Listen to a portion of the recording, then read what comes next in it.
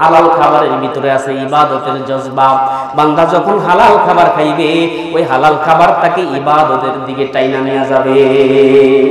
হালাল খাবারের ভিতরে আছে ইবাদতের জজবা, হালাল খাবারের ভিতরে আছে ইবাদতের আগ্রহ, আর হারাম খানার ভিতরে আছে ইবাদত না করার অনাগ্রহ। হারাম খাবারের ভিতরে আছে গুনাহ করার আগ্রহ।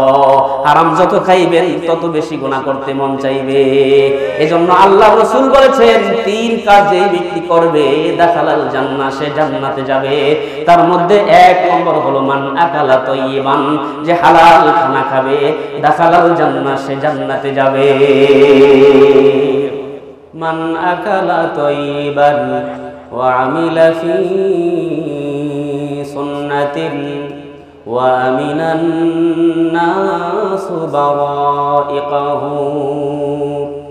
সম্মানিত উপস্থিতি, এই 2 দিন ব্যাপী তাফসীরুল কোরআন মাহফিলে আপনারা গতকালও আসছেন, আজকেও এখানে হাজিরা দিয়েছেন। এই 2 দিন ব্যাপী মাহফিলের আয়োজন করেছেন, এতে কি আপনারা খুশি না বেজার? ইমানি আওয়াজ তুলে বলুন, খুশি না বেজার? কারা কারা খুশি একটু হাত জায়গায় মালকে দেখাই।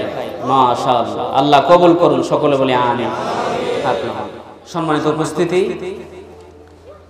সময় খুব প্যাকেট করা, লম্বা ভূমিকাবিহীন আলোচনা করব ইনশাআল্লাহ। আমি আপনাদের খেদমতে মহাগ্রন্থ আল কোরআনুল কারীমের বরকতপূর্ণ সূরা সূরাতুল বাকারা 168 নম্বর আয়াতে কারিমাটি তেলাওয়াত করেছি। নবীজি মুহাম্মদ মুস্তাফা সাল্লাল্লাহু আলাইহি ওয়াসাল্লামের অসংখ্য বরকতপূর্ণ হাদিস থেকে নির্ভরযোগ্য হাদিসের কিতাব তিরমিজি শরীফের 2520 নম্বর হাদিসটি পাঠ করেছি। উভয়ের সমন্বয়ে সংক্ষিপ্ত সময় কথা বলবো ইনশাআল্লাহ। আল্লাহ পাক যেন আমাদের সকলকে আমল করার তৌফিক দেন, সকলে বলি আমিন। আমার আলোচনার মূল সাবজেক্ট হচ্ছে যে ব্যক্তি 3টি আমল করবে। কয়টি আমল? একটু জোরে বলুন, কয়টি আমল? হাতের 3টা আঙ্গুল উঠায় দেখান মনে রাখার জন্য। কয়টি আমল? 3টি আমল। হাত নামান, একটু কষ্ট দিলাম। আল্লাহর রাসূল বলেছেন যে ব্যক্তি 3টি আমল করবে, 3টি কাজ করবে, দাখালাল জান্নাহ, সে জান্নাতে যাবে। সুবহানাল্লাহ। তাহলে আমরা করব তো ইনশাআল্লাহ? 3টি আমল করব? তাহলে আসুন আমরা শুনি এই 3টি আমল আমাদের মাঝে আছে কিনা। নবীজি সাল্লাল্লাহু আলাইহি ওয়াসাল্লাম বলেন, মান আকালা তাইয়িবান, 1 নম্বর হলো যে হালাল খানা খায়। আল্লাহর নবী বলেন দাখালাল জান্নাহ, সে জান্নাতে প্রবেশ করবে। আমার মুসলমান ভাইরা, হায়াতের জিন্দেগিতে হালাল খানা যেই ব্যক্তি খাবে আল্লাহর রাসূল বলেন সে জান্নাতে যাবে।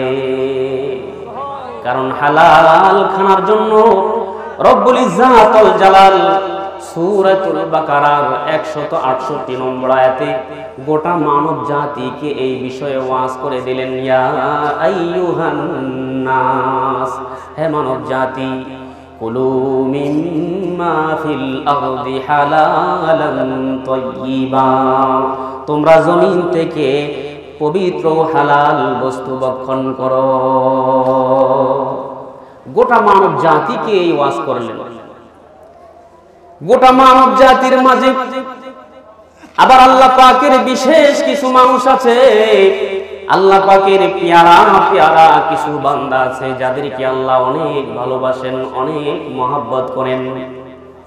আমরা যেমন আমাদের জীবনে অনেক প্রিয় বন্ধু আছে, অনেক কাছের মানুষ আছে যাদেরকে অনেক অনেক ভালোবাসি, আল্লাহ পাকের কাছেও কিছু প্রিয় মানুষ আছে যাদেরকে আল্লাহ অনেক ভালোবাসেন, অনেক মহব্বত করেন। রব্বুল ইজ্জাত ওয়াল জালাল ওই অনেক মহব্বতের মানুষদেরকে আল্লাহ যাদেরকে সব চাইতে পছন্দ করেন তাদেরকে বিষয়টা আবার আলাদা করে ওয়াজ করে দিলেন। সূরাতুল বাকারার 172 নম্বর আয়াতে আল্লাহ পাক তার প্রিয় বান্দাদেরকে ওয়াজ করে দিলেন, ইয়া আইয়ুহাল্লাযীনা আমানু, হে ঈমানদাররা, কুলু মিন তাইয়্যিবাতি মা রাযাকনাকুম, আমি তোমাদেরকে যে রিজিক দিয়েছি ওই রিজিক থেকে হালাল ও পবিত্র বস্তু ভক্ষণ করো। প্রিয়দের মধ্য থেকেও আরো প্রিয়, আরো দামি, আরো সম্মানিত যারা তারা হচ্ছেন নবী রাসূল। আল্লাহ পাক ওই নবী রাসূলদেরকেও বিষয়টা আবার আলাদা করে ওয়াজ করে দিয়েছেন। সূরাতুল মুমিনুনের 51 নম্বর আয়াতে আল্লাহ পাক নবী রাসূলদেরকে বলেছেন, ইয়া আইয়ুহার রাসূলু কুলু মিনাত তাইয়্যিবাত, হে রাসূলগণ তোমরা জমিন থেকে পবিত্র বস্তু ভক্ষণ করো। প্রথমে আল্লাহ পাক গোটা মানব জাতিকে এই বিষয়টা বলে দিলেন, তারপরে বিশেষ করে আবার ঈমানদারদেরকে বললেন, তারপরে আবার রাসূলদেরকে বলে দিলেন। তাহলে এই বিষয়ের গুরুত্ব আল্লাহর কাছে কম না বেশি? বুঝে থাকলে বলুন, আল্লাহর কাছে এর গুরুত্ব কম না বেশি? কারণ এই জগতে যত খাবার আছে, যত খাবার দাবার আছে, এই খাবার দাবার গুলো কে বানাইছেন?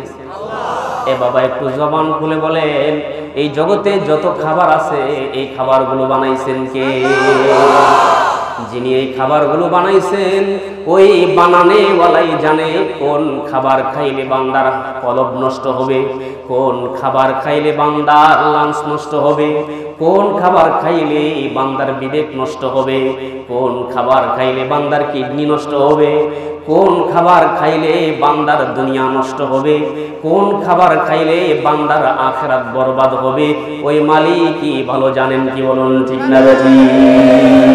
এজন্য আল্লাহ জাল্লা শানুহু সূরাতুল আরাফের 157 নম্বর আয়াতে পরিষ্কার বিষয়টা এইভাবে বলে দিয়েছেন, ওয়া ইউহিল্লু লাহুমুত তাইয়্যিবাত ওয়া ইউহাররিমু আলাইহিমুল খাবাইস। এই পৃথিবীতে যেই খাবারগুলো হারাম, যেই খাবারগুলো মানুষের কাজে আসবে না, যে খাবারগুলো খাইলে মানুষের ক্ষতি হবে, মানুষের হাড় নষ্ট হবে, কলব নষ্ট হবে, চক্ষু নষ্ট হবে, বিবেক নষ্ট হবে, দুনিয়া নষ্ট হবে, আখিরাত নষ্ট হবে, এমন হারাম খাবারগুলোকে, এমন জঘন্য খাবারগুলোকে আল্লাহ হারাম করেছেন, আর বাকি সব খাবার আল্লাহ হালাল করে দিয়েছেন। কি বলুন, ঠিক কি ঠিক না? কিন্তু আফসোসনাক বিষয় হচ্ছে আমাদের মাঝে এমন কিছু লোক আছে, হারামের আধিক্যতা দেখে আমরা আশ্চর্য হয়ে পড়ি। কি বলুন, ঠিক কিনা? আরে ওকে 10 তলা বিল্ডিং বানাইলো, আমার নাই কেন? হারামের আধিক্যতা দেখা বিস্মিত হই, আশ্চর্যান্বিত হই। আল্লাহ বলে, না না, হারামের আধিক্যতা দেখা তুমি আশ্চর্য হতে পারবা না। সূরাতুল মায়েদার 100 নম্বর আয়াতে আল্লাহ তাআলা বলেছেন, কুল্লা ইয়াস্তাবিল খাবিসু ওয়াত তাইয়্যিবু ওয়ালাউ আ'জাবাকা কাসরাতুল খাবিস। আল্লাহ বলেন, নবী আপনি বলে দেন, হালাল আর হারাম এক নয়। যদিও হারামের আধিক্যতা তোমাকে বিস্মিত করে তোলে, হারামের প্রাচুর্যতা দেখে যদিও তুমি আশ্চর্য হও, হারামের আধিক্যতা দেখে যদিও তুমি বিস্মিত হও, তারপরেও মুমিন হারামের আধিক্যতা দেখে আশ্চর্য হওয়ার কিছু নাই। কি বলুন, ঠিক না বেটি? এজন্য জীবনে হালাল খাইতে হবে। হালাল খানেওয়ালার উপরে আসমানের রহমত নাজিল হয়। আসমানের মালিক আল্লাহ হালাল খানার উপরে বরকত নাজিল করে। আর হারাম খাইলে আল্লাহ পাকের উপর, আল্লাহ পাক তার উপরে নারাজ হন, আসমানি গজব তার উপরে ঢেলে দেন। এই জমিনে যারা হারাম খাবে, আল্লাহর বিধান মানবে না, হারাম খোরের কোনো নামাজ কবুল হয় না, হারাম খোরের রোজা কবুল হয় না, হজ কবুল হয় না, যাকাত কবুল হয় না, হারাম খোরের কোনো ইবাদত কবুল হয় না, এমনকি হারাম খোরের দোয়া কবুল হয় না। বলুন নাউজুবিল্লাহ। হাদিসে এসেছে, একজন লোক খানায় কাবার চত্বরে, খানায় কাবা তাওয়াফ করতেছে, ইয়ামুদ্দু ইয়াদাইহি ইলাস সামা, আকাশ পানে এইভাবে দুটা হাত উঠাইয়া ইয়া রব্বি বইলা বইলা দোয়া করতেছে। সাহাবীরা এই দৃশ্য দেখে নবীজিকে বলে, নবী গো, ওই লোকটার দিকে তাকায় দেখুন, ইয়ামুদ্দু ইয়াদাইহি ইলাস সামা, আকাশের দিকে দুটো হাত উঠাইয়া ইয়া রব্বি বইলা দোয়া করতেছে। মনে হয় তার চাইতে পরহেজগার মানুষ এই এলাকায় নাই। মনের যত আপত্তি আছে, মনের যত চাহিদা আছে, মনের যত কথা আছে, মালিকের কাছে বিনায়া বিনায়া বলতেছে। আল্লাহর নবী বলেন, সে হাত আকাশ পানে উঠাইয়া ইয়া রব্বি বলে ডাকলে হবে কি? মাতাউহু হারাম, সে যা খায় হারাম খায়, মাশরাবুহু হারামুন, সে যা পান করে তাও হারাম। মালবাসুহু হারামুন, সে যা পরিধান করে তাও হারাম। গুযিয়া বিল হারাম, তার জীবিকা নির্বাহ হচ্ছে হারাম। ফাআন্না ইস্তাজাবু লিযালিকা, বলো না কেমন করে আমার মাওলা তার দোয়া কবুল করবে? হারামখোরের দোয়া কবুল হয় না। হারামের একটা টাকার কাপড় যদি আপনার দেহে থাকে, আল্লাহর নবী সরকারে দুজাহান সাল্লাল্লাহু আলাইহি ওয়াসাল্লাম বলেন, মানিশতারা সাওবান বিআশারাতি দারাহিমা, যেই ব্যক্তি 10 দিরহাম দিয়ে একটা জামা কিনলো, কয় দিরহাম? 10 দিরহাম, 10 টাকা দিয়ে একটা জামা কিনলো। ওয়া ফিহি দিরহাম হারামুন, আর ওই 10 দিরহামের মধ্যে 10 টাকার মধ্যে একটা দিরহাম হচ্ছে হারাম।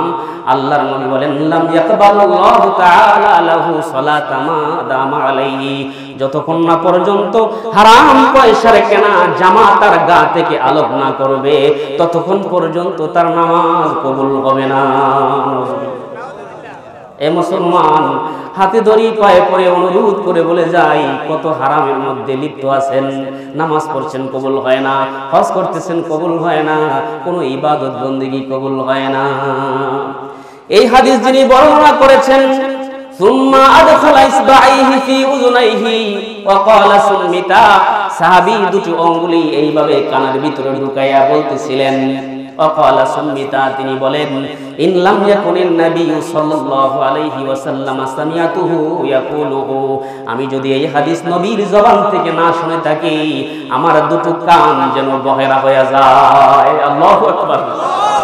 আমি যদি নবীর জবান থেকে এই হাদিস না শুনে থাকি, আমার দুটো কান যেন বহেরা হয়ে যায়, দেন্দা হয়ে যায়। তাহলে চিন্তা করুন, হারামখোরের কোনো ইবাদত কবুল হয় না, নামাজ কবুল হয় না, দোয়া কবুল হয় না।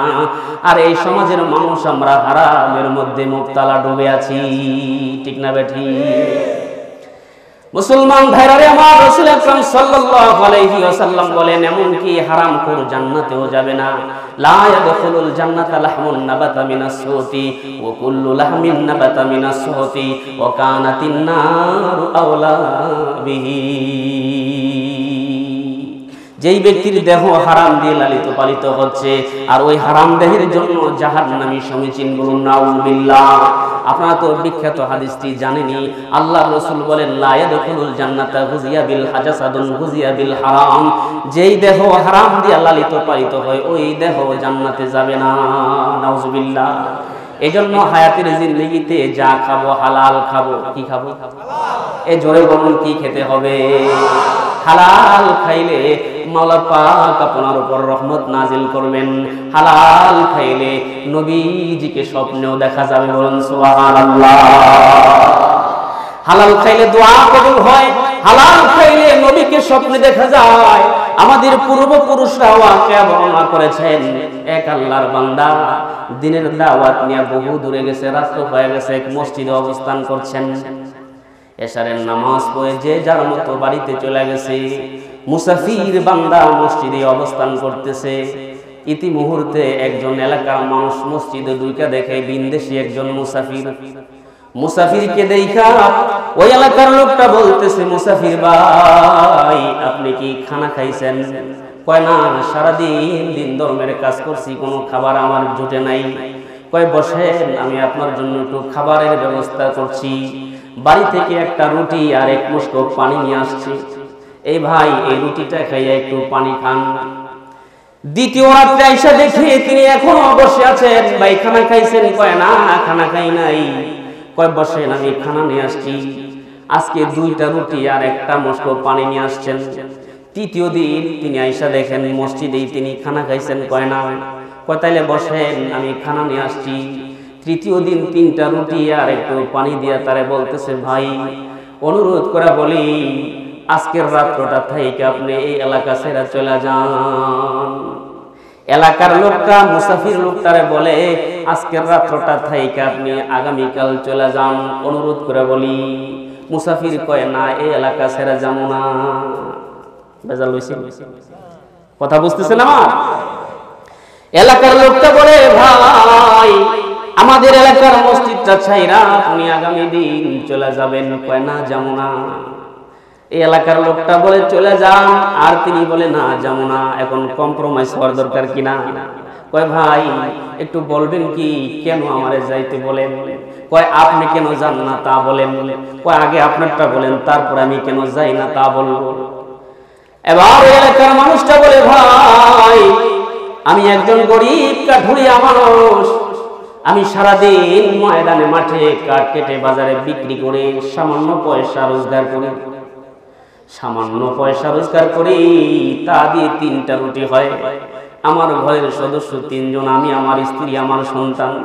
প্রথম দিন যখন তোমাকে মেহমানদারি করেছি আমার ভাগের রুটিটা দিছিলাম, আর একটু পানি দিছি। দ্বিতীয় দিন আমার সন্তানের বুঝাইয়া আমার সন্তানের ভাগের রুটি আর আমার ভাগের রুটি, এই 2টা রুটি আর পানি দিয়া মেহমানদারি করছি। আজকে 3য় দিন বিবিরে বুঝাইয়া সন্তানরে বুঝাইয়া আমি নিজের রুটি, এই 3টা রুটি নিয়ে আসলাম। বলো না 3 দিন যাবত আমি অনাহার। 3 দিনের অনাহারে আমি আর সহ্য করতে পারি না, আমার শরীর আর চলে না। আমি আগামী দিন কি কাজ করব, কেমনে কাজ করব? আমি জীর্ণ শীর্ণ মানুষ, আমি দুর্বল হয়ে পড়েছি। এজন্য তোমাকে বলি মেহেরবানি করে আমার এলাকা ছাইরা চলে যাও, আর না গেলে তো মেহমানদারি করার জন্য আমার উপর দায়িত্ব। যেহেতু তুমি আমার এলাকায় আসছো, আমার কর্তব্য তোমার মেহমানদারি করা। কি বলেন ঠিক কিনা? এবার সেই বিদেশি মুসাফির বলে ভাই তুমি তো যাবার জন্য কারণ দর্শাইলা, আর আমি কেন তোমার মসজিদ ছেড়ে যাইতে চাই না তার কারণটা শোনো। তুমি যখন আমার একদিন 1 রুটি আর 1 মুষ্ক পানি খাওয়াইছ, তোমার শরীরের রক্তকে পানি কইরা হালাল ভাবে উপার্জন কইরা হালাল টাকার একটা রুটি যে রাতে খাইছিলাম, হালাল খানার তাসির এত ভাবে আমার উপরে পড়ছে, সারা রাত্র ব্যাপী মওলা পাকের ইবাদত করেছি। আর ওই হালাল খানা খাইয়া যখন ঘুমাইছি, হালাল খানার প্রভাব তো এমন, ওই রাত্রে ঘুমের ঘরে আমি আল্লাহ রসুলকে একবার স্বপ্নে দেখে ফেলেছি। যেই ঘরের হালাল খানা খাইলে রসুল স্বপ্নে দেখা যায়, ওই ঘরের খানা নিয়ে আরেকটু বাহানা কইরা 2য় দিন খাওয়া যায়। এই জন্য আমি যাই নাই। 2য় দিন যখন তুমি আমাকে তোমার হালাল কামাইয়ের 2টা রুটি খাওয়াইছ, ওই দিন আমি আল্লাহ রসুলকে 2 বার স্বপ্নে দেখেছি। হালাল খাবারের মধ্যে বরকত আছে না নাই? এই জন্য হালাল খাইবেন, সন্তানদেরকে হালাল খাওয়াইবেন। নিজে হারাম খাচ্ছেন, সন্তান বিবি নিজের পরিবার পরিজনকে হারাম খাওয়াইয়া সবার কলব নষ্ট করে দিছেন। হালাল খাবারের ভিতরে আছে ইবাদতের জজবা। বান্দা যখন হালাল খাবার খাইবে, ওই হালাল খাবার তাকে ইবাদতের দিকে টাইনা নিয়ে যাবে। হালাল খাবারের ভিতরে আছে ইবাদতের জজবা, হালাল খাবারের ভিতরে আছে ইবাদতের আগ্রহ, আর হারাম খানার ভিতরে আছে ইবাদত না করার অনাগ্রহ। হারাম খাবারের ভিতরে আছে গুনাহ করার আগ্রহ। হারাম যত খাইবেন তত বেশি গুনাহ করতে মন চাইবে। এজন্য আল্লাহ রাসূল বলেছেন 3 কাজ যেই ব্যক্তি করবে দাখালাল জান্নাহ, সে জান্নাতে যাবে। তার মধ্যে 1 নম্বর হলো মান আকালা তাইয়িবান, যে হালাল খানা খাবে দাখালাল জান্নাহ, সে জান্নাতে যাবে। খাইব তো ইনশাআল্লাহ। 2 নম্বর আল্লাহ রাসূল বলেন ওয়া আমিলা ফি সুন্নাতিন, যেই ব্যক্তি সুন্নাত অনুযায়ী আমল করবে দাখালাল জান্নাহ, ওই ব্যক্তিও জান্নাতে যাবে। আল্লাহু আকবার। কি অনুযায়ী আমল করবে? এ জোরে বলুন, কি অনুযায়ী? সুন্নাত অনুযায়ী আমল করবে, আল্লাহ রাসূল বলেন দাখালাল জান্নাহ, সে জান্নাতে যাবে। সুবহানাল্লাহ। আমার মুসলমান ভাইরা, জান্নাতে কতটুকু যাবে, কার সাথে যাবে? হাদিসে এসেছে মান আহাব্বা সুন্নতি ফাকাদ আহাব্বানি ওয়া মান আহাব্বানি কানা মাইয়া ফিল জান্নাহ। আল্লাহর রাসূল বলেন সে আমার সাথে জান্নাতে যাবে। সুন্নতে আমল করলে জান্নাতে যাবে কার সাথে? এই জোরে বলুন, জান্নাতে যাবে কার সাথে? আবার সুন্নতি আমলের মধ্যে দুনিয়ার লাভ আছে না নাই? এই জোরে বলুন, দুনিয়াতে লাভ আছে না নাই? সুন্নত অনুযায়ী আমল করলে জান্নাতে যাওয়া যাবে, আর সুন্নাত অনুযায়ী আমল করলে দুনিয়াবিও কিছু লাভ আছে। যেমন একটা হাদিস দেখুন, আল্লাহর রাসূল বলেছেন, ইযা বালাগাল কালবু ফি ইনাই আহাদিকুম, যখন তোমাদের কারো পাত্রে কুকুর মুখ দেয়। কুকুর আছে না নাই? কথা বুঝতেছেন আমার? আপনাদের এলাকায় কুকুর আছে কি নাই? মা মহিলারা একটু খেয়াল করে শুনেন। ইযা বালাগাল কালবু ফি ইনাই আহাদিকুম, যখন তোমাদের কারো পাত্রে কুকুর মুখ দেয়, ফালিয়াগসিলহু সাবান, ওই কুকুর চাটা পাত্রকে 7 বার ধৌত করো। কয়বার? আস-সাবিয়াতু বিত-তুরাব, 7ম বার ধৌত করবা, মাটি দিয়া ভালো করে ঘষে মেজে পানি দিয়ে ধৌত করবা। অন্য হাদিসে এসেছে কুকুর চাটা পাত্রকে 7 বার ধৌত করতে হবে, তার মধ্যে 1 বার ধৌত করবে মাটি দিয়ে। এই হাদিসকে নিয়ে গবেষণা শুরু করেছে লন্ডনের এক বিজ্ঞানী। আল্লাহর রাসূল কুকুর চাটা পাত্রকে 7 বার ধৌত করার জন্য কেন বললেন? আবার 7 বারের মধ্যে 1 বার মাটি দিয়ে ধৌত করতে হবে কেন? তিনি গবেষণা করতে গিয়ে একটা পাত্রের মধ্যে কিছু খাবার দিয়া একটা কুকুরের সামনে দিছে। কুকুর খাবার দাবার শেষ করার পরে যখন খাবার নাই, তখন জিহ্বা দিয়া, এ জোরে বলুন, জিহ্বা দিয়ে কি করে? এবার লন্ডনের সেই বিজ্ঞানী কুকুর চাটা পাত্রটা ল্যাবের ভিতরে নিয়ে অণুবীক্ষণ যন্ত্রের নিচে রাখছে। অণুবীক্ষণ যন্ত্রের নিচে রাখার পরে তাকায় দেখে যে কুকুর চাটা পাত্রের মধ্যে লক্ষ লক্ষ কোটি কোটি ভাইরাস কিলবিল কিলবিল করতেছে। এই ভাইরাস যদি মানব দেহে ঢুকে, মানব দেহের মধ্যে মারাত্মক রোগের সৃষ্টি হবে। তিনি ভালো করে ডিটারজেন্ট পাউডার দিয়া, কঠিন পাউডার দিয়ে অনেকবার ধৌত করছে। 1 বার, 2 বার, 3 বার, 4 বার, 5 বার, 6 বার ধৌত করে যতবার অণুবীক্ষণ যন্ত্রের নিচে রাখে, ততবারই দেখা যায় কিছু না কিছু ভাইরাস আছে, এখনো শেষ হয় নাই। তিনি চিন্তা করলেন, আল্লাহর রাসূল বলেছেন নাসাবিয়াতু বিত-তুরাব, 7ম বার ধৌত করবে মাটি দিয়ে। আল্লাহর রাসূলের কথাটারে পালন করতে গিয়া তিনি 7ম বার মাটি দিয়া ভালো করে ঘষে মেজে এবার পানি দিয়ে ধৌত করে এই পাত্রটা ল্যাবের ভিতরে ঢুইকা অণুবীক্ষণ যন্ত্রের নিচে রাখার পরে তাকায় দেখে একটা ভাইরাস আর নাই। এই দৃশ্য দেখে তার ঈমানে জজবা চলে আসলো। সপরিবারে সে লন্ডনের বিজ্ঞানী মুসলমান হয়ে গেছে। আজ থেকে প্রায় 1500 বছর আগে, যখন কোন ল্যাবের আবিষ্কার হয় নাই, কোন অণুবীক্ষণ যন্ত্রের আবিষ্কার হয় নাই, ওই যুগে আমার রাসূল বলেছেন কুকুর চাটা পাত্রকে 7 বার ধৌত করবে। আজ বিজ্ঞানীরা তা প্রমাণ করেছে যে আল্লাহর রাসূল 1500 বছর আগে যা বলেছেন তা আজ বাস্তব প্রমাণিত হয়। ঠিক না বেটি? তাহলে সুন্নাত অনুযায়ী আমল করলে জান্নাতে যাওয়া যাবে, আবার দুনিয়াতেও লাভ আছে না নাই? আরেকটা হাদিস শুনুন, আল্লাহর রাসূল বলেন, ইদা ওয়াকাআজ যুবাবু ফি ইনাই আহাদিকুম, যখন তোমাদের কারো পাত্রে মাছি পড়ে, মাছি চেনেননি? ইদা ওয়াকাআজ যুবাবু ফি ইনাই আহাদিকুম, যখন তোমাদের কারো পাত্রে মাছি পড়ে, ফালিয়াগমিসহু, ওই মাছিটাকে ডুবায়া দিবা, চুবায়া দিবা। মাছি পড়ার সাথে সাথে ডুবায়া দিবা। কেন কেন মাছি খাবারে পড়লে ডুবায়া দিব কেন? আল্লাহর রাসূল বলেন, ফাইন্না ফি আহাদি জানাইহি দান, মাছির এক ডানায় থাকে জার্ম, রোগ থাকে, রোগ। ওয়া ফিল আখিরি দাওয়ান, আরেক ডানায় থাকে শিফা। সুবহানাল্লাহ। মাছি যখন কোন খাবারে বসে, রোগ যেই ডানায় আছে ওই ডানাটা চুবাইয়া দেয়, আর যেটা শিফা আছে ওইটা আগলায় রাখে। এজন্য আল্লাহর রাসূল বলেছেন, ফাইন্না ফি আহাদি জানাইহি দান, ওই মাছির এক ডানায় থাকে জার্ম, রোগ। ওয়া ফিল আখিরি দাওয়ান, আরেক ডানায় থাকে শিফা। এজন্য কোন খাবারে মাছি পড়লে মাছিটারে তোমরা ডুবাইয়া দিবা। সুবহানাল্লাহ। আমার মুসলমান ভাইরা, এই হাদিস নিয়ে বিজ্ঞানীরা গবেষণায় নামলো। গবেষণা করতে করতে বের হয়ে গেছে কিছু মাছি তিনারা দইরা স্বচ্ছ গ্লাসের ভিতরে ঢুকায়া পানিতে ফেলাইয়া, ওই পানিগুলো যখন তারা পরীক্ষার জন্য ল্যাবে নিয়া অণুবীক্ষণ যন্ত্রের নিচে রাখছে, দেখে যে অসংখ্য জার্ম, অসংখ্য জীবাণু তার মধ্যে রয়েছে। আবার একটা স্বচ্ছ পাইপ দিয়ে সবগুলো মাছি যখন পানিতে ভালো করে ডুবাইয়া দিছে, চুবাইয়া দিছে, এরপরে অণুবীক্ষণ যন্ত্রের নিচে রাইখা দেখে এবার একটা জার্ম, একটা ভাইরাসও আর সেই পানিতে নাই। তাইলে রাসূল ১৫০০ বছর আগে বলেছেন ইদা ওয়াকাযবাবু ফি ইনাই আহাদিকুম, যখন তোমাদের কারো পাত্রে মাছি পড়ে ফালিয়াগমিসহু, তাকে ডুবাইয়া দিবা। ফাইন্না ফি আহাদি জানাহি দান, কেননা মাছির এক ডানায় থাকে রোগ, ও ফিল আখিরি দাওয়ান, আরেক ডানায় থাকে শিফা। সুবহানাল্লাহ। এবার আরেকটা হাদিস শোনাই, আল্লাহর রাসূল বলেছেন লা তাবুল কাইমান।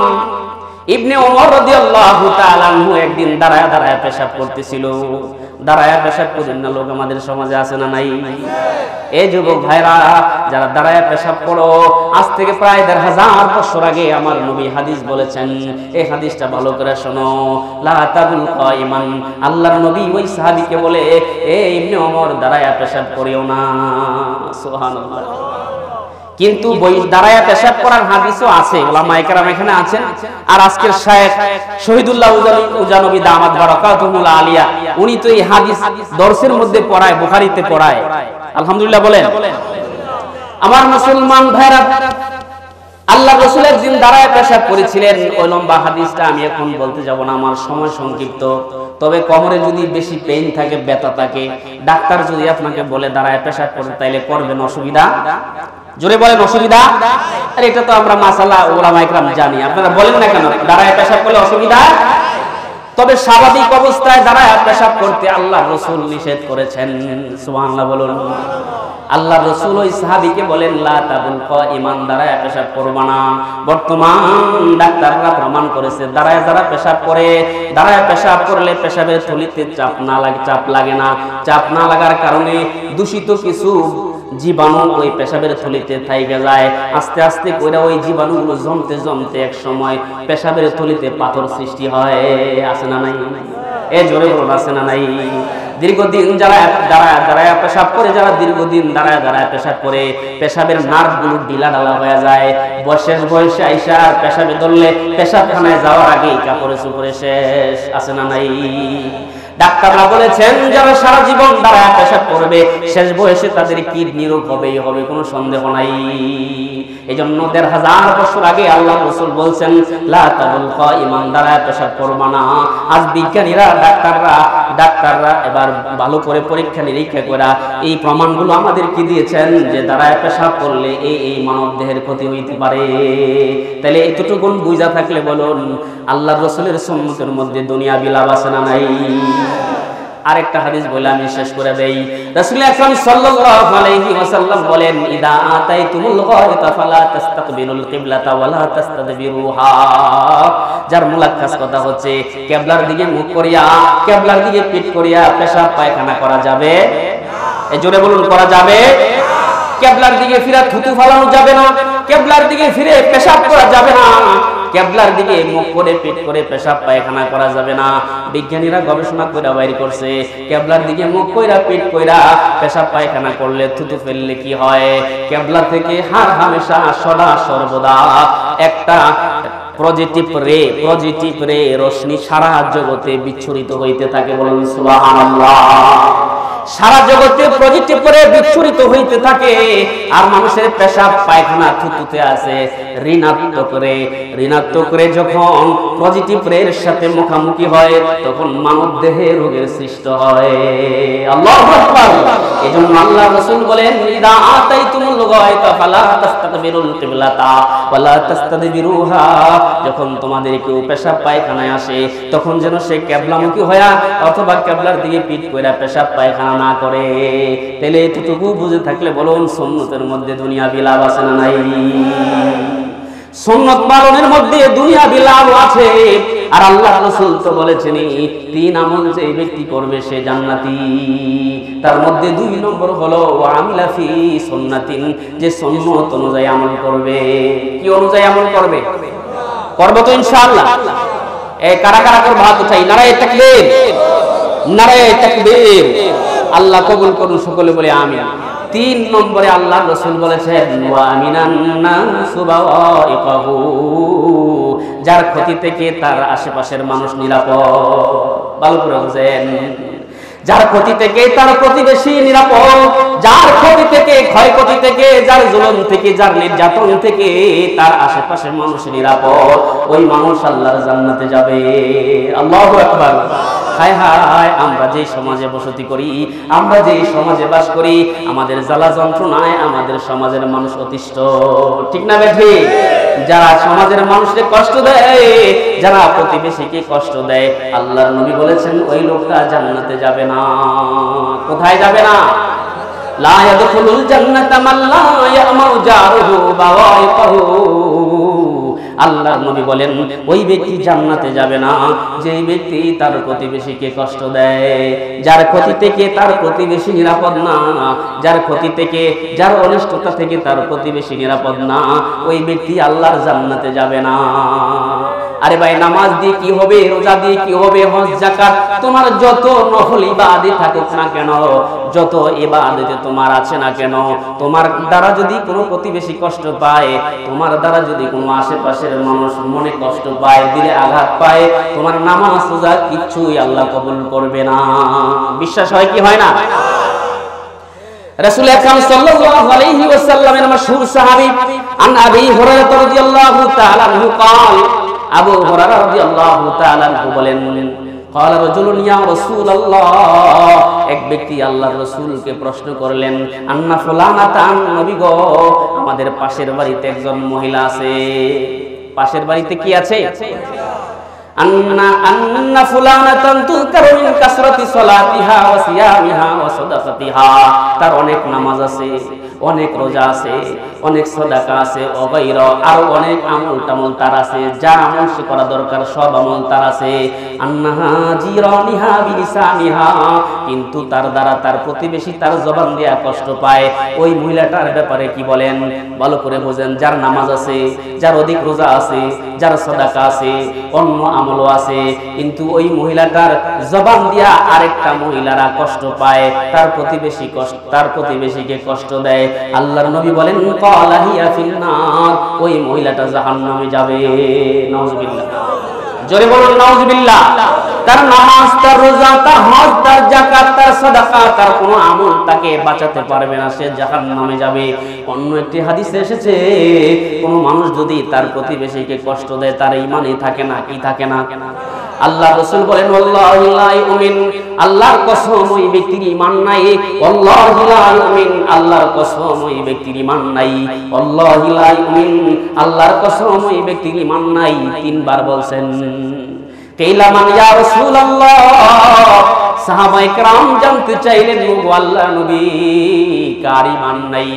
আল্লাহর নবী বলেন ক্বালা আল্লাযী লা ইয়ামানু জারুহু বাওয়াইকাহু, যার ক্ষতি থেকে, যার অনিষ্টতা থেকে তার প্রতিবেশী নিরাপদ না, যার ক্ষতি থেকে তার প্রতিবেশী মুক্ত না, ওই ব্যক্তির ঈমান নাই। নাউজুবিল্লাহ বলুন। এবার চিন্তা করুন কয়জনের ঈমান আছে? আমাদের জ্বালা যন্ত্রণায় আমাদের পাশের প্রতিবেশীরা জায়গা জমি বিক্রি করে অন্য এলাকায় যায় একটু শান্তির আশায়। ঠিক না বেঠি? কেন কেন? ও মুমিন, তুমি না নামাজি, তুমি না রমজান মাস আসলে রোজা রাখো, তুমি না হজ করো, তুমি না যাকাত দাও, তোমার কষ্টে তোমার প্রতিবেশী কেন দৌড়ায়? তোমার দেখলে কেন তোমার প্রতিবেশী পালায়? আল্লাহর নবী বলেন খায়রুল জিরানি ইনদাল্লাহি তাআলা, সর্বোত্তম প্রতিবেশী আল্লাহর নিকটে ওই ব্যক্তি, খায়রুহুম লিজারিহি, যেই ব্যক্তি তার প্রতিবেশীর নিকটে উত্তম। সুবহানাল্লাহ বলতে ইচ্ছে করে না? আরে ভাই, তুমি নিজে পেট ভরা খাইবা আর তোমার প্রতিবেশী না খায়া থাকবে, এটা কোনো ঈমানদারের কাজ হইতে পারে না, এটা কোনো মুমিন বান্দার কাজ হইতে পারে না। আল্লাহ রাসূল বলেন লাইসাল মুমিন, ওই ব্যক্তি মুমিন নয়, আল্লাযী ইয়াশবাউ, যেই ব্যক্তি পেট ভর্তি করে খাবে, ওয়া জারুহু জাইউন, আর তার প্রতিবেশী ক্ষুধার্ত অবস্থায় থাকবে।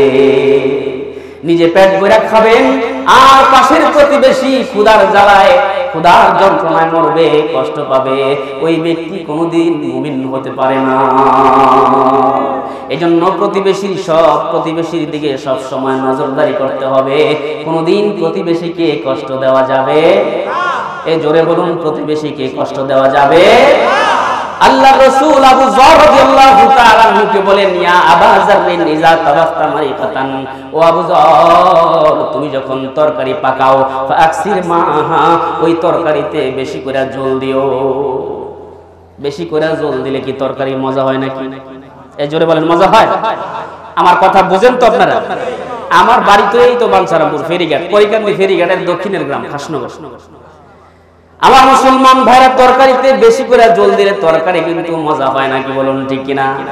অথচ আল্লাহর রাসূল তার সাহাবীকে বলেন, ইয়া আবা আযারিন, হে আবু যর, ইদা তাবাক্তা মারিকাতান, যখন তুমি তরকারি পাকাবা ফাকসির মাহা, বেশি করে পানি দিবা। সাহাবীরা প্রশ্ন করেছেন, ওগো আল্লাহর রাসূল, কেন বেশি করে পানি দিব? আল্লাহর রাসূল বলেন, ওয়া তাআফাদ জিরানাকা, যাতে করে কিছু তরকারির ঝোল তোমার প্রতিবেশীর কাছে দিতে পারো। একটু তরকারির ঝোল যেন তোমার প্রতিবেশীকে দিতে পারো। হায়রে, দুঃখ রাখার জায়গা নাই। আজকে প্রতিবেশী কোথায় তালাশ করি? আম্মা জান আয়েশা রাদিয়াল্লাহু তাআলা আনহা, প্রতিবেশী কারে কয়, প্রতিবেশী কাকে বলে নবীরে জিজ্ঞাসা করছিল। আনা আয়েশা রাদিয়াল্লাহু তাআলা আনহা قالت, আম্মা জান আয়েশা রাদিয়াল্লাহু তাআলা আনহা বলেন, ইয়া রাসূলুল্লাহ, ওগো আল্লাহর নবী, ইন্নালি জারাইনি ফাইলা আইহিমা আহাদি, আমার দুইটা প্রতিবেশী আছে, আমি কোন প্রতিবেশীকে হাদিয়া দিব? আমার ঘরের একটু তরকারির ঝোল কোন ঘরে পাঠাবো? আল্লাহর নবী বলেন, ওরে আয়েশা, ক্বালাইলা আকরাবিহিমা মিনকা বাবা, তোমার ঘরের দরজার সামনে যে ঘরটা পাও ওইটার ঘরে আগে পৌঁছাইবা। আজকে ঘরের সামনের ঘরে কলিমউদ্দিনের ঘরে দাওয়াত নাই, ওই শিবপুরের সলিমউদ্দিনের সপরিবারে দাওয়াত। এগুলো নাই আপনাদের দেশে, এরই আমাদের দেশে আছে। প্রতিবেশীরা দাওয়াত পায় না, প্রতিবেশীর ছোট্ট বাচ্চা খানার জন্য কান্দে, মা বলে, বাসারে গরিব মানুষ, তারা দাওয়াত দেয় নাই, খাবারও তৈরি করতে পারবো না, সবর কর। আর আপনি ওই শিবপুরের সলিমউদ্দিনকে সপরিবারে দাওয়াত করে খাওয়াইলেন, প্রতিবেশীরা না খায় রইল, প্রতিবেশীর খবর নাই, আর আশেপাশের বন্ধু বান্ধব দিয়া বাড়ি ঘর বললেন। আপনি কয় নম্বর মুসলমান? একটু আজকে বালিশের সাথে মাথা লাগায় হিসাব রাখেন। অনুরোধ করে বলি যে, ও মুসলমান ভাইরা, ও পর্দার আলের মা বোনেরা, কান পেতে শোনো, কান পেতে শোনো গো মা। আল্লাহর নবী নারীদেরকেও এই বিষয়ে ওয়াজ করছেন, কইতাম কষ্ট হইতেছে আপনাদের? এই বিষয়ে আমার নবী নারী সমাজকে ওয়াজ করছেন, ইয়া নিসা আল মুসলিমাত, হে মুসলিমা নারীরা, লা তাহকিরান্না জারাতুন লিজারাতিহা, তোমরা একজন মহিলা আর একজন মহিলাকে তুচ্ছ তাচ্ছিল্য করিও না। তোর জামাই মুসি, তোর জামাই রিকশা চালায়, তোর জামাই এই সেই, এরকম আছে না নাই? লা তাহকিরান্না জারাতুন লিজারাতিহা, একজন মহিলা আরেকজনকে তুচ্ছ তাচ্ছিল্য করিও না। এই হাদিসের একটু সামনে আল্লাহ রাসূল বলেন, ওয়ালাউ ফিরসিনা শাতান, যদি একটা বকরির খুরও তোমারে হাদিয়া দেয়, একটা বকরির খুরও যদি তোমাকে হাদিয়া দেয়, ওইটাকে তুচ্ছ করিও না, তুচ্ছ জ্ঞান করিও না, তুচ্ছ বইলা গালমন্দ করো না। কারণ আমরা সমাজে এটা মনে করি যে সে খাইতে পারে না, এজন্য আমারে দিয়া গেছে, কি বলুন ঠিক না রে? আল্লাহর নবী বলেন, ওয়ালাউ ফিরসিনা শাতান, বকরির একটা খুরও যদি তোমাকে হারিয়ে দেয়, তারপরেও তুমি তোমার পার্শ্ববর্তী মহিলাকে তুচ্ছ তাচ্ছিল্য করিও না। আরে কেমনে বুঝাইবো? ও আমার মা মহিলারা শুনেন, আল্লাহর রাসূল বলেন, লা ইয়ামনাউ জারুন জারহু আইয়াগরিজা ফাশাবাতান ফি জিদারিহি, কোন মহিলা যেন অপর মহিলাকে তার দেয়ালে লাকড়ি স্থাপন করতে নিষেধ না দেয়। সুবহানাল্লাহ। এই যে আসতেছে এরিয়ার বড় দানের দিন, কার উঠান আছে কার নাই, কি বলুন ঠিক কিনা? আপনাদের যাদের উঠান নাই তাদের খড়কুটাগুলো লাড়ার জন্য যাদের উঠান আছে তাদের উঠান ব্যবহার করতে হবে। আমার নবী 1000 বছর আগে বলেছেন, লা ইয়ামনাউ জারুন জারহু আইয়াগরিজা ফাশাবাতান ফি জিদারিহি, কোন মহিলা যেন অপর কোন মহিলাকে তার উঠানে লাকড়ি স্থাপন করতে নিষেধ না দেয়। আল্লাহু আকবার। আরে আমার মুসলমান ভাইরা, ও মা বোনেরা, ভালো করে শোনো, আল্লাহর নবীর এই হাদিসগুলো যদি মানা যায়, আল্লাহর নবী বলেন, দাখালাল জান্নাহ, সে জান্নাতে যাবে। সে কোথায় যাবে?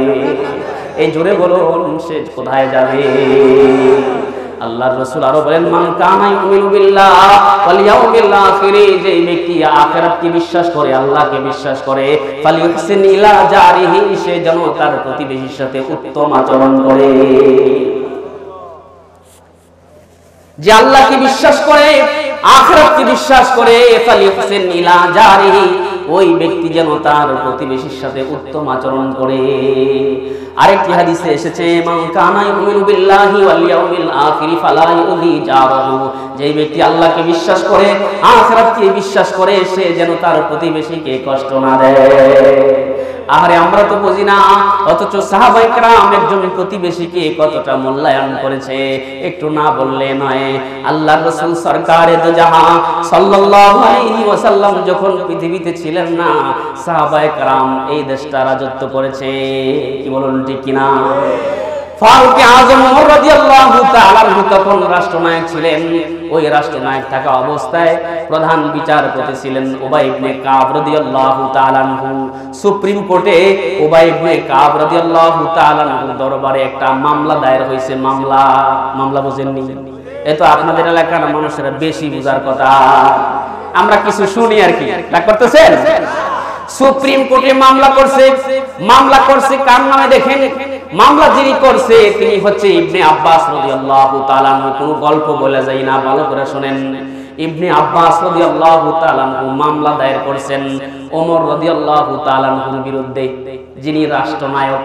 যিনি কি রাষ্ট্রনায়কের বিরুদ্ধে মামলা করলে আমরা থাকবো না। রাষ্ট্রনায়কের বিরুদ্ধে মামলা, সুপ্রিম কোর্টে রাষ্ট্রনায়কের বিরুদ্ধে মামলা। সুপ্রিম কোর্ট থেকে এবার একটা নোটিশ পাঠাইছে হযরতে ওমর রাদিয়াল্লাহু তাআলার কাছে। এই নোটিশ পাঠাইছে, আপনি মামলায় হাজিরা দেন। বাদী বিবাদী উভয় জনে হাজিরা দিছে। এবার হাজার হাজার জনতার সামনে বিচারপতি উবাই ইবনে কাব রাদিয়াল্লাহু তাআলা বলেন, আপনারা কথা বলেন।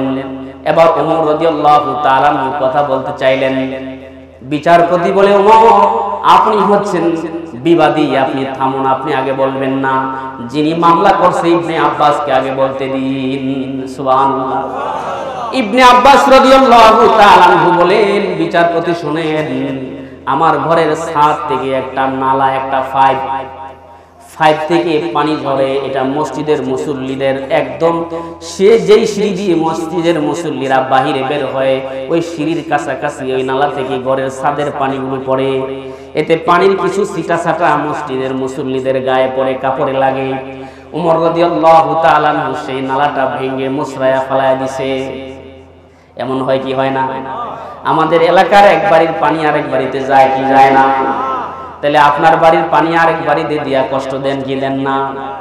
এবার তিনি মামলা দায়ের করছেন, আমার ছাদের পানি মসজিদের মুসল্লিদের যেই সিঁড়ি দিয়ে মসজিদের মুসল্লিরা বের হয় সেখানে পড়ে, আর মসজিদের মুসল্লিদের গায়ে কিছু ছিটাছাটা পড়ে। এজন্য আমার সেই পাইপটা ওমর রাদিয়াল্লাহু তাআলা ভেঙে একদম খান খান করে ফেলে দিয়েছে। এবার বিচারপতি সাইয়্যিদুল আনসার উবাই ইবনে কাব রাদিয়াল্লাহু তাআলা বলেন, এগো আমিরুল মুমিনিন, তিনি যা বলেছেন তা কি সত্য? কয়, হ্যাঁ সত্য, আমি ভেঙেছি। এবার সাইয়্যিদুল আনসার উবাই ইবনে কাব রাদিয়াল্লাহু তাআলা বলেন, এ ইবনে আব্বাস রাদিয়াল্লাহু তাআলা সাধারণ এই বিষয়টা নিয়ে এত দূর পর্যন্ত কেন আসলেন? ওই এত দূর পর্যন্ত কেন আসলাম তার পেছনে একটা কারণ আছে। আমি যখন এখানে ঘর বানাই, ঘরের ম্যাপটা আমার রাসূল নিজ হাতে আঁকে দিয়েছেন। সুবহানাল্লাহ। আমার নবী ঘরের ম্যাপটা নিজের হাতে অঙ্কন করে দিছে। ঘরটা বানানো শেষে একটা 5 ফিট করা দরকার। এখন আল্লাহর নবী কয়, চাচা আমার কাঁধে উঠা এই পাইপটা আপনি লাগায় নেন।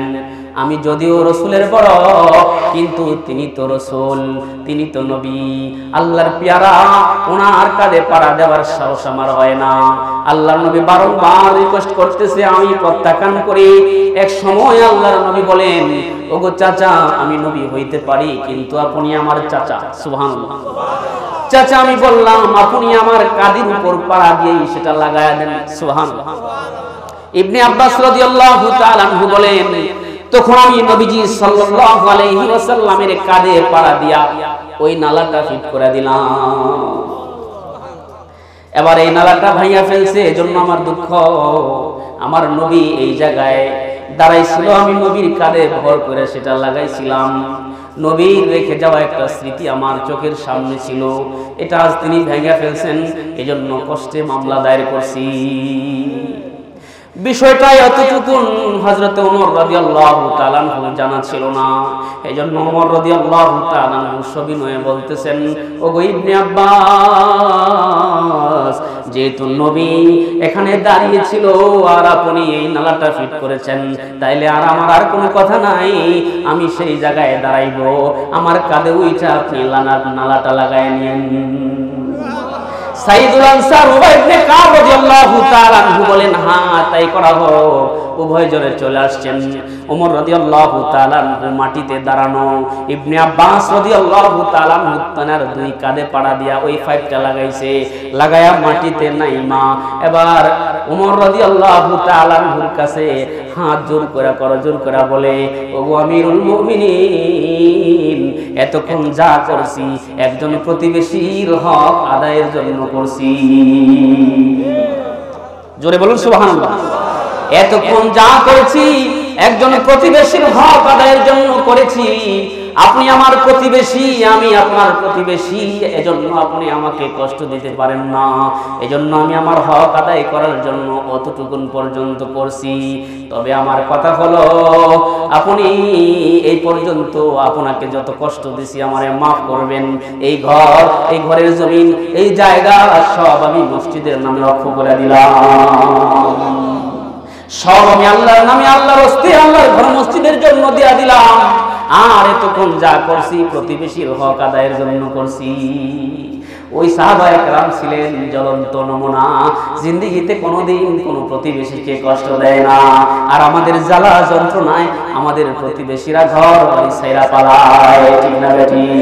তাইলে আল্লাহ রাসূল বলেন, তিন আমল যেই ব্যক্তি করবে সে কোথায় যাবে?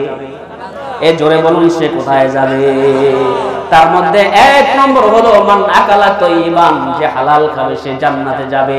দুই নম্বর হলো আমিলা ফি সুন্নাতিন, যে সুন্নাত অনুযায়ী আমল করবে সে জান্নাতে যাবে। তিন নম্বর হলো আমিনান নাসু বাওয়াইকাহু, যেই ব্যক্তির ক্ষতি থেকে তার প্রতিবেশীরা, পাশের মানুষরা নিরাপদ, ওই ব্যক্তি জান্নাতে যাবে। জান্নাতে যাওয়ার দরকার আছে না নাই? ইচ্ছা আছে? কার কার ইচ্ছা আছে হাত জায়গায়? নারায়ে তাকবীর, নারায়ে তাকবীর। আল্লাহ কবুল করুন, হাত নামান। আমার মুসলমান ভাইরা, অবশ্যই আমরা মরার পরে যেন জান্নাতে যাই এমন কিছু আমল আমাদের করতে হবে। কি বলুন, ঠিক কি ঠিক না? নইলে যেদিন আজরাইল আলাইহিস সালাম জান কবজ করতে চলে আসবে, আজরাইল আলাইহিস সালাম জান কবজ করার জন্য চলে আসবে, আশেপাশে সন্তান সন্ততি প্রাণের বিবি দাঁড়ায় থাকবে।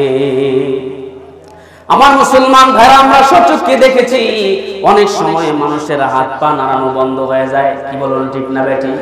এ জোরে বলুন, ঠিক না বেটি?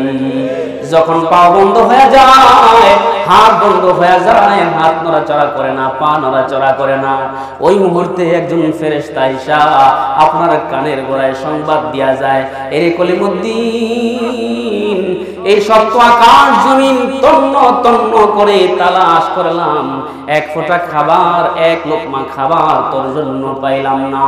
অতএব তোর কানের গোড়ায় খবর দিয়া যাই, দুনিয়াতে আর কোনোদিন এক লোকমা খাবারও তোর জুটবে না। তখন দেখবেন লোকটার খাবার বন্ধ হয়ে যায়, ঠিক না বেটি?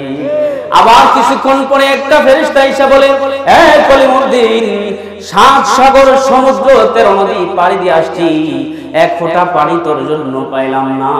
অতএব তোর কানের গোড়ায় সংবাদ দিয়া যাই, তোর কানের গোড়ায় সংবাদটা দিয়া যাই, আর দুনিয়ায় তুই এক ফোঁটা পানিও পাবি না। ওই সময় দেখবা বাবা, খানা দানা বন্ধ হয়ে যায়, পানি বন্ধ হয়ে যায়। ওই মানুষটাকে তখন আজরাইল জান কবজ করার জন্য চলে আসে। কিন্তু কিছু কিছু মানুষ আছে যাদের জন্য আল্লাহ পাক আসমান থেকে ফেরেশতা তাদের খেদমত করার জন্য নামায়া দেয়। ইন্নাল্লাযীনা ক্বালু রাব্বুনাল্লাহ সুম্মা ইসতাকামু তাতানাজ্জালু আলাইহিমুল মালায়েকা, তাদের খেদমত করার জন্য আসমান থেকে একদল ফেরেশতা নামায়া দেয়। আল্লাহু আকবার। আমার মুসলমান ভাইরা, মানুষ মরার পরে কোথায় যায় জানার দরকার আছে কি নাই? ইমাম গাজ্জালী রাহমাতুল্লাহি আলাইহি বলেন, আল্লাহ তাআলা তো কোরআনে বলেছেন প্রত্যেকটা প্রাণী মরণশীল, মরতে হবে, কিন্তু তিনি এবার এই কথাটাকে এইভাবে বলেন, মানুষ মরণশীল বটে, মানুষ ধ্বংস হয় না। মানুষ কি হয় না? এ জোরে বলেন, কি হয় না? ধ্বংস হয় না। তিনি বাস্তবতার সাথে কথাগুলো বুঝিয়ে দিয়েছেন। তিনি বলে, মানুষকে আল্লাহ যখন সৃষ্টি করছেন, সব মানুষকে একসাথে রূহের জগতে সৃষ্টি করছেন। যে জায়গাটার নাম হলো আলমে আরওয়াহ, যার বাংলা তরজমা হচ্ছে রূহের জগৎ। কোন জগৎ? সেই রূহের জগৎ থেকে মানুষকে আল্লাহ তাআলা ট্রান্সফার করলেন আলমে বাতন, মায়ের পেটের জগতে। দ্বিতীয় নাম্বার জায়গা মায়ের পেটে। মায়ের পেট থেকে আল্লাহ পাক মানুষকে ট্রান্সফার করলেন আলমে দুনিয়া, দুনিয়ার জগতে। দুনিয়ায় 60-70 বছর পরে এই দুনিয়ার জমিন থেকেও মানুষ ট্রান্সফার হবে আলমে বরজখে। আলমে বরজখ মানে কবরের জগৎ। কোন জগৎ? আলমে বরজখ হচ্ছে কবরের জগৎ। কবরের জগতে ট্রান্সফার হওয়ার পরে দুইটা জায়গা, একটা হলো ইল্লিন আর একটা হলো সিজ্জিন। ইল্লিন আর সিজ্জিনে মানুষ কতদিন থাকবে? ইসরাফিল আলাইহিস সালাম সিংহায় ফুৎকার দিয়া যেদিন হাসরের মাঠ কায়েম করে দিবে, ওই দিন পর্যন্ত ইল্লিন আর সিজ্জিনে মানুষ থাকবে। ইল্লিন আর সিজ্জিনের সময় শেষ হওয়ার পরে হাসরের ময়দানে মানুষ দাঁড়ানোর পরে আল্লাহ পাক মানুষকে দুই ভাগে ভাগ করবে, এক ভাগ জান্নাতি আর এক ভাগ জাহান্নামী। ঠিক না বেটি? যারা জান্নাতি হবে তারা জান্নাতে চলে যাবে, তাদের আর কোনোদিন মরণ হবে না। আর যারা জাহান্নামে চলে যাবে, জাহান্নামী হবে, তারাও আর কোনোদিন মরবে না। এজন্য গাজ্জালী রাহমাতুল্লাহি আলাইহি বলেন, মানুষ মরবে বটে কিন্তু ধ্বংস হবে না। পর্যায়ক্রমে তিনি কথাগুলো দেখাইলেন যে মানুষ জান্নাতে হইলে চিরদিনের জন্য জান্নাতে ঢুকবে, আর জাহান্নামী হইলে চিরদিনের জন্য জাহান্নামে ঢুকবে। এজন্য হায়াতের জিন্দেগিতে এমন কিছু আমল করে যাওয়া দরকার যে আমলগুলো করলে দুনিয়াতেও লাভবান হওয়া যায়, আখিরাতেও সফলতা অর্জন করা যায়। করব তো ইনশাআল্লাহ। কারা কারা করব? হাত জাগাই। নারে তাকবীর, নারে তাকবীর। আল্লাহ কবুল করুন, সকলে বলে আমিন।